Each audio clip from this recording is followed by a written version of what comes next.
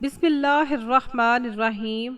فرشتے اس شخص کو سلام کرتے ہیں جو 8، 9، 10 ذوالحج پیر منگل بدھ جو قرآن کی یہ سورت 11 بار پڑھ لیتا ہے، اس شخص کے گھر میں رزق برستا ہے۔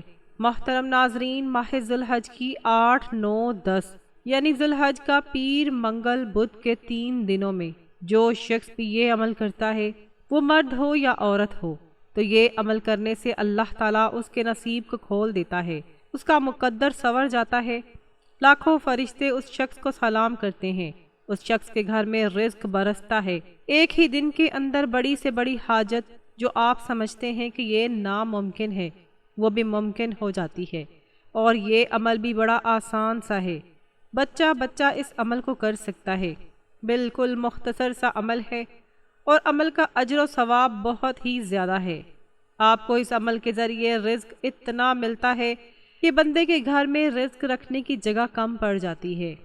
دیکھیں، یہ موقع سال کے بعد ملتا ہے۔ ایک بار یہ موقع ہاتھ سے چلا گیا تو پھر دوبارہ اگلے سال ہی یہ موقع ملے گا۔ اس عمل کو لکھ کر رکھ لیں، اگلے سال بھی کام آئے گا۔ یہ عمل بالکل ہی آسان سا ہے، بڑا مختصر سا ہے۔ عمل کو توجہ کے ساتھ سمجھیے گا۔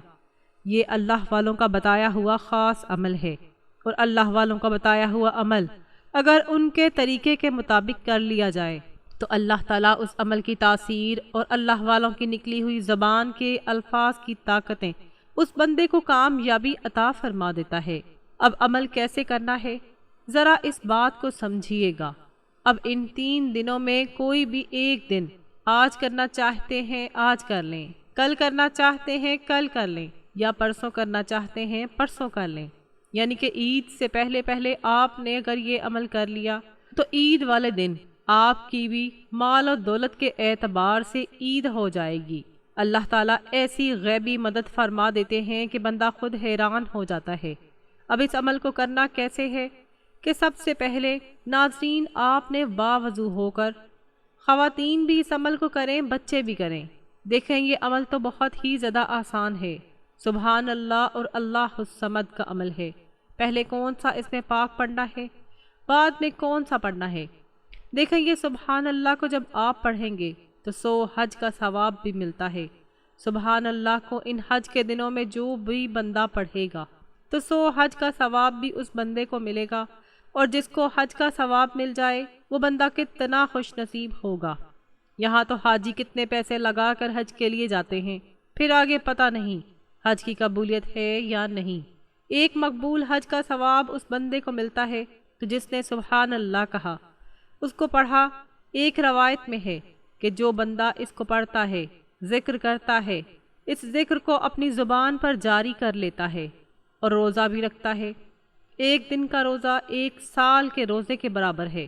اسی طرح جو بندہ اس کو پڑھتا ہے، ایک مرتبہ پڑھنے کی برکت سے اللہ تعالیٰ 700 گنا تک اس کو اجر و ثواب عطا فرمائے گا۔ حج کے دنوں میں یہ عمل کیا گیا باقی دنوں کی بنسبت اتنا زیادہ محبوب ہے کہ خود رسول اللہ صلی اللہ علیہ وآلہ وسلم نے فرمایا، راہ خدا میں یہ عمل ایسے ہے کہ جیسے کوئی بندہ راہ خدا میں لڑ رہا ہے، جہاد کر رہا ہے۔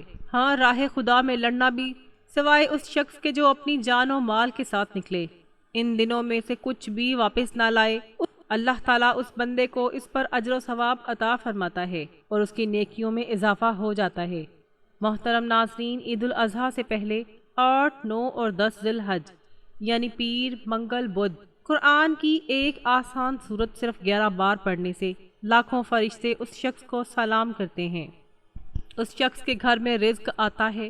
ناظرین کرام، اسلامی سال کا آخری اور 12واں مہینہ ذوالحج کہلاتا ہے۔ ذوالحج کا مہینہ بڑا اہم ہے۔ ذوالحج کے ابتدائی 10 دن جنہیں ایام الحشر بھی کہا جاتا ہے، یہ بھی بڑی ہی فضیلت کے حامل ہیں، اور اس ماہ مبارک میں کئی بڑی عبادتیں جمع ہو جاتی ہیں۔ مسلمان ان عبادات کو اپنی اپنی استطاعت کے مطابق بجا لاتے ہیں، محنتیں اور مشقتیں اٹھاتے ہیں۔ کوئی حج کی عبادت میں سرگرم رہتا ہے، کوئی قربانی کی عبادت وغیرہ۔ تعریف اس اللہ تعالیٰ کی جس نے زمین و آسمان کو پیدا کیا اور ان اوقات میں سے ایک کو دوسرے پر فضیلت عطا فرمائی، اور کچھ مہینوں اور ایام کو خصوصی فضیلت اور امتیازی حیثیت بھی دی، اور ایسے فضائل سے نوازا جس میں اجر و ثواب بڑھ جاتا ہے۔ اللہ تعالیٰ کی جانب سے اپنے بندوں پر فضل و کرم بڑھ جاتا ہے تاکہ انہیں اعمال صالحہ کرنے اور استطاعت اور فرما برداری کرنے میں اس تعاون و مدد حاصل ہو، تاکہ مسلمان ثواب کا وافر حصہ حاصل کر سکیں اور وہ موت کے آنے سے قبل اس کی تیاری کرتے ہوئے روز قیامت کے لیے بھی ثواب اکٹھا کر سکیں۔ جو کچھ رہ گیا اور عمل نہیں کیا جا سکا اس کمی کو پورا کیا جائے اور اس کے عوض کچھ اعمال کر لیے جائیں، اور ان فضیلت والے مہینے میں ہر ایک دن میں کوئی نہ کوئی ایسا کام پایا جاتا ہے جس پر عمل پیرا ہو کر بندے اللہ تبارک و تعالیٰ کا قرب حاصل کرتے ہیں، اور اس میں اللہ تعالیٰ کی مہربانیوں کا فیضان ہوتا ہے۔ جسے اللہ تعالیٰ چاہے اس پر اپنے فضل و کرم اور رحمت سے مہربانی کرتے ہیں، لہٰذا وہ شخص بہت ہی خوش نصیب ہے جو ان مہینوں اور ان ایام و اوقات میں اپنے پروردگار کی اطاعت و فرما برداری کر کے اللہ رب العزت کا قرب حاصل کرنے کو غنیمت جانتا ہے۔ لہٰذا ہو سکتا ہے ایسے شخص کو اس مہربانی کی خوشبو حاصل ہو اور وہ سعادت حاصل کرتے ہوئے جہنم کی آگ اور اس کے شعلوں سے محفوظ ہو جائے۔ لہٰذا مسلمان کو اپنی عمر کی قدر اور زندگی کی قیمت پہچانتے ہوئے اپنے رب کی عبادت کثرت سے کرنی چاہیے اور موت تک خیر و بھلائی کے کاموں پر ہمیشگی کرنی چاہیے۔ محترم ناظرین، قرآن کریم کی سورۃ الفجر کی ابتدائی آیات میں اللہ سبحانہ و تعالیٰ نے چند چیزوں کی قسم کھائی ہے۔ ان چیزوں میں سے ایک یہ ہے جس کے بارے میں خود رسول اللہ صلی اللہ علیہ وآلہ وسلم نے فرمایا، ان 10 راتوں سے مراد ذوالحج کا پہلا عشرہ ہے۔ اللہ سبحانہ و تعالیٰ نے ان آیات کی قسم کھائی ہے، اور کسی چیز کی قسم اٹھانا اس کی اہمیت و فضیلت اور اس کی عظیم دفعہ پر دلالت کرتی ہے۔ اللہ سبحانہ و تعالیٰ نے اس کی قسم کھاتے ہوئے فرمایا، والفجر ولیال عشر، قسم ہے فجر کی اور 10 راتوں کی۔ حضرت عبداللہ بن عباس سے روایت ہے کہ رسول اللہ صلی اللہ علیہ وآلہ وسلم نے ارشاد فرمایا، کوئی دن ایسا نہیں کہ جس میں نیک اعمال اللہ تعالیٰ کے یہاں ذوالحج کے 10 دنوں کے نیک اعمال سے زیادہ محبوب ہوں اور پسندیدہ ہوں۔ صحابہ کرام نے عرض کیا، یا رسول اللہ، کیا یہ اللہ کے راستے میں جہاد کرنے سے بھی بڑھ کر ہے؟ آپ نے ارشاد فرمایا، اللہ کے راستے میں جہاد کرنے سے بھی بڑھ کر ہے، مگر وہ شخص جو جان اور مال لے کر اللہ کے راستے میں نکلے، پھر اس میں سے کوئی چیز واپس لے کر نہ آئے، سب اللہ کے راستے میں قربان کر دے اور شہید ہو جائے، یہ ان دنوں کے نیک عمل سے بھی بڑھ کر ہے۔ اس حدیث مبارکہ کا مطلب یہ ہے کہ اگر جہاد ایسا ہو جس میں مال و جان سب اللہ پر قربان ہو جائے اور جہاد کرنے والا مرتبہ شہادت پا جائے، تو اللہ کے نزدیک ان 10 دنوں کے نیک اعمال سے بھی زیادہ محبوب ہے، کیونکہ ثواب نصف کشی اور مشقت کے بقدر ملتا ہے، اور ظاہر ہے کہ اللہ تعالیٰ کی راہ میں اپنی جان اپنا مال قربان کر دینے سے زیادہ نفسی اور مشقت کیا ہو سکتی ہے۔ نبی اکرم صلی اللہ علیہ وآلہ وسلم نے اس کی گواہی اور شہادت دی ہے کہ یہ دنیا کے ایام میں سب سے افضل ایام ہیں، جیسے کہ حدیث میں بھی بیان کیا جا چکا ہے۔ نبی اکرم صلی اللہ علیہ وآلہ وسلم نے فرمایا، اللہ تعالیٰ کے ہاں ان 10 ایام سے عظیم قیام اور کوئی نہیں، اور نہ ہی ان میں کیے گئے اعمال کے علاوہ کوئی اعمال سے زیادہ محبوب ہیں، لہٰذا ان ایام میں لا الہ الا اللہ اور تکبیر بکثرت پڑھا کرو، اور اللہ تعالیٰ کی حمد و ثنا کثرت سے کیا کرو۔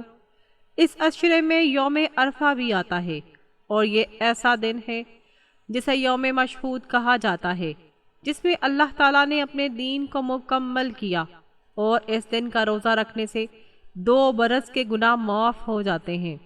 اور اسی عشرے میں یوم النحر 10 ذوالحج بھی ہے، جو علی الاطلاق سال بھر کے دنوں میں سب سے عظیم دن ہے، اور یہی حج کا بڑا دن ہے جس میں ایسی عبادات اور اطاعت و فرما برداری اکٹھی ہوتی ہیں جو کسی اور دن میں جمع نہیں ہوتی۔ 10 راتوں کی قسم اٹھانے کا مطلب یہ ہے کہ یہ بڑی اہم راتیں ہیں۔ اس آیت کی تفصیل میں حضرت عبداللہ بن عباس رضی اللہ تعالی عنہ فرماتے ہیں کہ ان سے مراد ذوالحج کے ابتدائی دن ہیں، اور یہ سال کے سب سے زیادہ افضل دن ہیں۔ عشرہ ذی الحج کے اعمال کی فضیلت نہایت ہی مقدم و مکرم ہے۔ ان ایام کی عبادات و اعمال اللہ کو بڑے محبوب ہیں۔ بطور خاص ان ایام میں انسان نیک اعمال کرتا ہے، اس عمل کی بھی اس توفیق کو انسان غنیمت سمجھے، پیچھے نہ ہٹے۔ یہی دنیا و آخرت کی فلاح کا ذریعہ ہے، یعنی کسی بھی نیک عمل کو معمولی نہ سمجھیں۔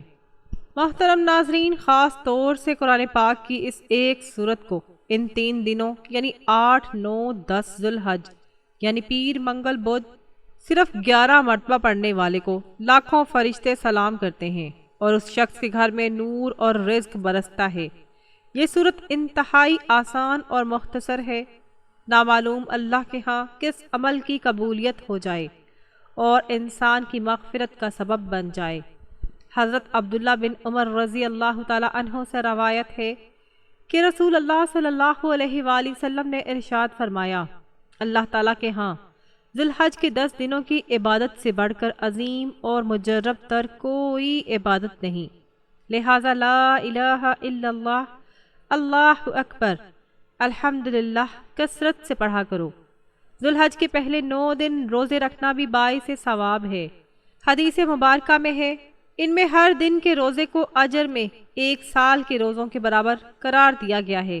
نیز خاص عرفہ 9 ذی الحج کے روزوں کے بارے میں حضرت محمد صلی اللہ علیہ وآلہ وسلم نے ارشاد فرمایا کہ گزشتہ 1 سال آئندہ 1 سال کے گناہوں کی معافی کا ذریعہ ہے، اور ذی الحج کے پہلے عشرے کی ہر رات عبادت کا ثواب لیلۃ القدر کی عبادت کے برابر ہے۔ بہرحال ذی الحج کا پہلا عشرہ اس اعتبار سے سب سے زیادہ محبوب ہے کہ بہت زیادہ برگزیدہ اور عظمت و فضیلت اللہ تعالیٰ نے اس عشرے میں دی ہے، یعنی عرفہ انہی دنوں میں آتا ہے اور حج بھی انہی ایام میں ہوتے ہیں۔ ان دنوں میں کوئی سے اعمال کریں۔ اس روایت سے ہمیں یہ معلوم ہوا کہ ان دنوں میں روزے رکھنے کی کوشش کرنی چاہیے اور جس قدر ممکن ہو عبادت کریں، خصوصاً رات کے اوقات اور رات کے آخری حصے میں۔ اس میں جس کو عبادت کی توفیق مل جائے وہ اگرچہ 2 رکعت نفل ہی کیوں نہ ہو، بہت ہی بڑی سعادت کی بات ہے۔ لہٰذا ہمیں چاہیے کہ دن میں روزے رکھیں اور رات میں جس قدر ممکن ہو عبادت سے اپنے آپ کو محروم نہ رکھیں۔ خود رسول کریم صلی اللہ علیہ وآلہ وسلم کے بارے میں ازواج مطہرات فرماتی ہیں کہ آپ صلی اللہ علیہ وآلہ وسلم 9 دنوں کے روزے رکھتے تھے، پھر ان دنوں میں 9 تاریخ وہ یوم عرفہ کہلاتی ہے۔ اس دن کا روزہ بطور خاص بڑی فضیلت کا حامل ہے۔ اس سلسلے میں قرآن پاک کے مختصر سورت کی بھی بہت ہی زیادہ فضیلت وارد ہوئی ہے، لیکن بہت سی روایات میں ہے کہ ان ایام میں کثرت سے لا الہ الا اللہ، اللہ اکبر کہا کرو، کیونکہ یہ آیات تکبیر اور اللہ کے ذکر ہے، اور بعض روایات میں ہے الحمدللہ پڑھنے کا بھی حکم آیا ہے۔ مقصد یہ ہے کہ ان ایام میں ذکر کی کثرت کرنی چاہیے، چاہے ذکر و اذکار ہو، قرآن کی تلاوت ہو یا درود پاک کا پڑھنا ہو۔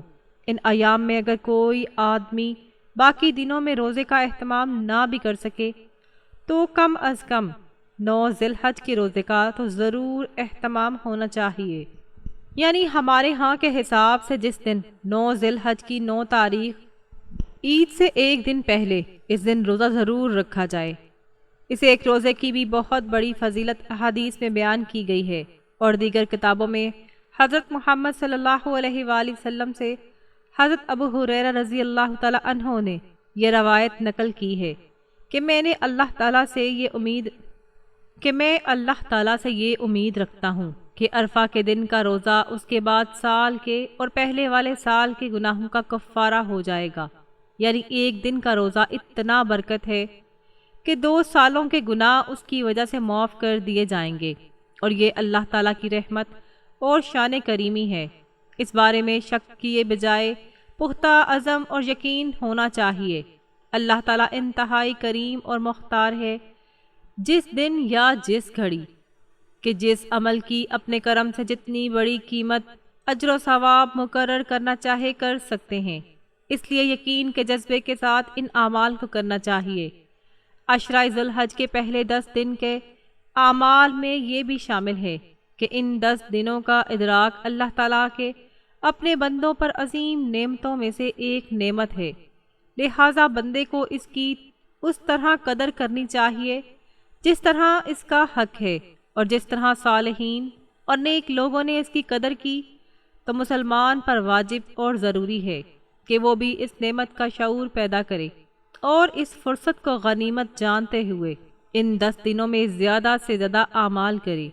اللہ تعالیٰ کا فرمان ہے، جو شخص توبہ کر لے اور ایمان لے آئے اور نیک اعمال کرے، یقین ہے کہ وہ نجات پانے والوں میں سے ہو جائے گا، کیونکہ یہ دن بہت ہی جلد ختم ہو جاتے ہیں، اور اسے چاہیے کہ وہ اپنے آپ کو ان اعمال کی طرف لائے تاکہ وہ اس کا اجر و ثواب حاصل کر سکے، اس لیے کہ اسے اجر و ثواب کی اشد ضرورت ہے، اور اجر و ثواب اور نیکیاں بہت کم ہے، لیکن موت اور اس دنیا فانی سے کوچ کا وقت انتہائی قریب ہے، اور راستہ بھی پیچیدہ ہے اور عظیم خطرے کا خدشہ ہے، اور اللہ سبحانہ تعالیٰ تمہیں دیکھ رہا ہے اور اسی کی طرف واپس جانا ہے، اور اس کے علاوہ اور کوئی بھی ٹھکانہ دینے والا نہیں۔